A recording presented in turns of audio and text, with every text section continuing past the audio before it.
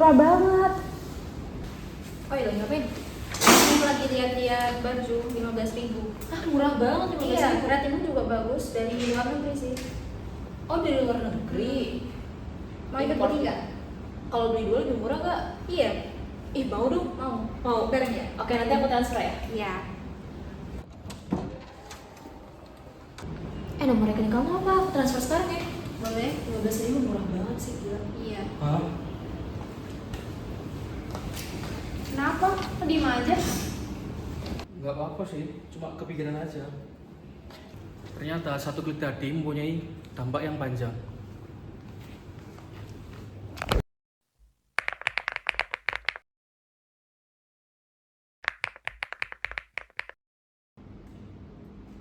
Guys, coba lihat, topik kita udah keluar loh. Apa? Analisis supply chain pada fenomena serbuan produk impor murah terhadap industri tekstil Indonesia. Lah, pas banget. Jangan-jangan gara-gara aku check out tadi? Iya, nih gara-gara kamu check out tadi. Sorry dong itu. Hai, Oh, iya. Hai. Jadi, ntar topiknya kita dapat apa? kita dapat studi kasus tentang tekstil. Wah, kalau gitu jangan jelasin teori doang tuh. Harus kayak nyari masalah yang benernya gimana. Setuju sih, Setuju setuju. sih. Bener. Loh, lihat deh. Ini pabrik di Indonesia malah banyak yang tutup loh buat pabrik tekstil. Tuh. Iya lagi banyak ya. Berarti bukan masa yang kecil sih kalau yang sekarang ini. Iya. Enggak. Gimana kalau kita bahas deh bareng-bareng di sana? Iya, boleh. Hey, coba kalian lihat deh dari permasalahan dari yang berita yang ditemuin sama teman kita nih. Lihat nih. Banyak juga loh pabrik tekstil tutup. Padahal orang tetap beli baju. Berarti masalahnya bukan ada beli atau enggaknya, tapi pembelinya pindah nggak sih? Iya sih, gue setuju juga sih. Cara pembelinya juga yang berubah konteksnya itu. Iya. Terus kenapa bisa harganya bisa murah harga jual kaosnya? Tapi kan,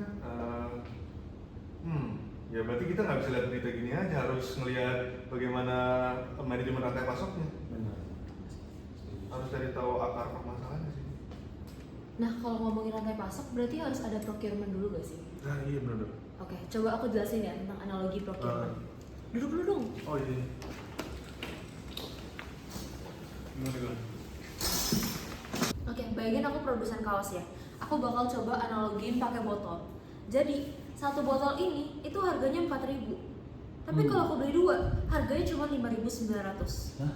Otomatis apa? Murah dong. Murah banget kan? Sama aja kayak misal aku pabrik besar. Aku kan harus beli benang, aku harus beli kain, pewarna, sama jasa-jasa yang lain kan. Nah, otomatis karena aku produksi dalam jumlah besar, masif nih, harganya murah banget kan. Nah, berarti modalnya dari awal emang kecil. Iya, modalnya emang kecil dari awal. Berarti emang itu fungsi dari procurement itu sendiri ya, kayak bukan sekedar membeli aja tapi mendapatkan bahan baku dengan biaya yang lebih efisien ya?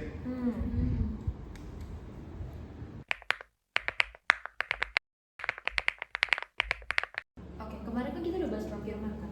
Nah, sekarang kita harus bahas yang ekonomi upscale. Gimana kita jelasin ya, masalahnya aku bingung juga. Gimana ya? Perlu diskusi sih itu hari ini. Iya kan? Iya, biar cepat kelar juga. Oke, aku strategi dulu deh. Oi guys, Hai. gimana lanjutan kemarin? Ini kita lagi bingung sih sebenarnya. Bingung Ya mana? itu bingung yang ekonomi upscale. Jelasinnya gimana ya? Economic of scale. Wah, kebetulan banget. Semalam tuh gue lagi belajarin economic of scale. Ini deh, gue mau jelasin analoginya. Oke. Bayangin ada dua pabrik yang berbeda. Yang pertama pabrik A dan pabrik B. Nah, untuk pabrik A, mereka hanya mampu untuk memproduksi sebanyak 100 kaos aja. Dan untuk pabrik B, mereka mampu untuk produksi 10.000 kaos. Pengaruhnya apa itu? Nah, pengaruhnya dengan mesin yang hampir sama, produksi yang berbeda, operator yang hampir sama, dan listrik yang hampir sama, pabrik B bisa menghasilkan 100 kali lipat lebih banyak kaos daripada pabrik A. Berarti efisiensi dari pabrik B ini sangat bagus karena dengan cost yang hampir sama, mereka memproduksi output produksinya hampir sangat jauh berbeda, sebanyak 10.000. Wah, nggak berarti biaya setiap kaos menjadi benar-benar murah banget dong kalau kayak gitu. Iya, Iya, pantesan kemarin 15.000 aku. Berarti kalian ngerti kan? Oke, paham.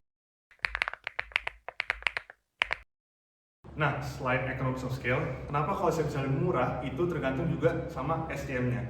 Di sini aku jelasin deh. Yuk. Yang lebih enak di tablet ya. Nah, untuk SDM itu biasanya dimulai dari pabrik, lalu ke distributor, lalu ke grosir, lalu toko, lalu ke customer.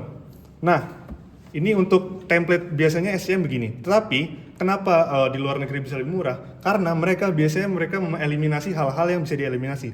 Contoh, distributor, grosir, dan toko ini bisa dieliminasi menjadi satu tahapan saja, yaitu marketplace. Nah, kalian paham nggak masalah gimana? Kenapa bisa lebih murah? Oh, berarti jalurnya lebih pendek Nah, benar. dan gak ada perantara. Benar. Nah, itulah kenapa mereka bisa lebih murah juga. Nggak selalu sama ekonomi scale doang. Jadi sama ini aku langsung beli dari luar negeri dong. Benar, gitu Biaya aja. distribusinya juga ikut turun dong berarti. Ya, kurang lebih begitulah. Makanya SCM ini juga penting lah untuk mengurangi cost dari suatu produk.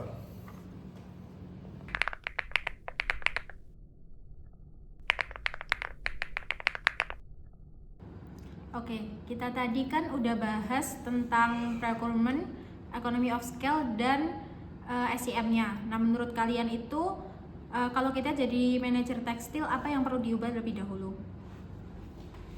Kalau aku sih kayaknya pengadaan bahan baku ya, karena kan produksi kan dimulai dari situ. Kalau misalnya bahan bakunya itu lebih efisien, otomatis harga jualnya akan lebih kompetitif.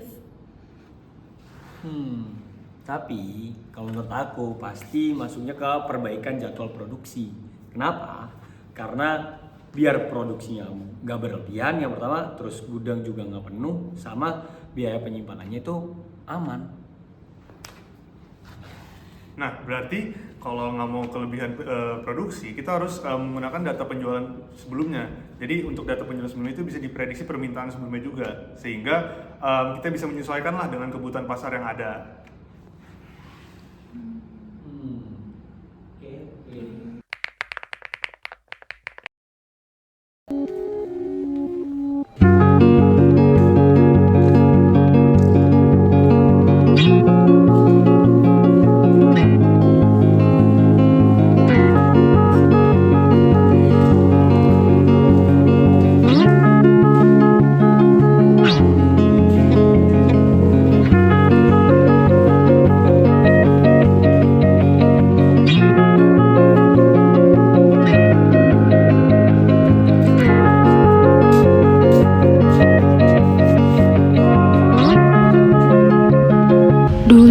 Tiap lihat barang murah dari luar negeri, rasanya tinggal check out aja.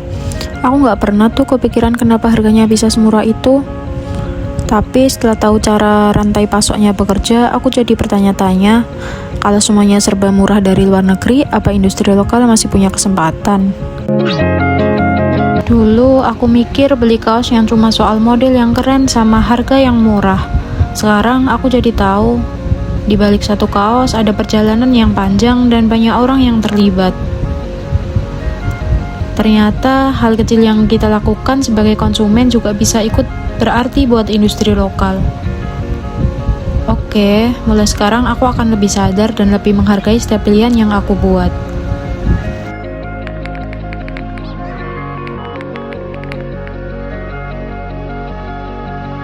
Nah, di balik harga yang murah, ada strategi yang kompleks. Di balik setiap produk, ada supply chain yang menentukan siapa yang mampu bertahan. Nah, kita sebagai mahasiswa teknik industri, tugas kita bukan hanya untuk memahami supply chain, tapi juga merancang supply chain yang mampu membawa industri Indonesia tetap bersaing.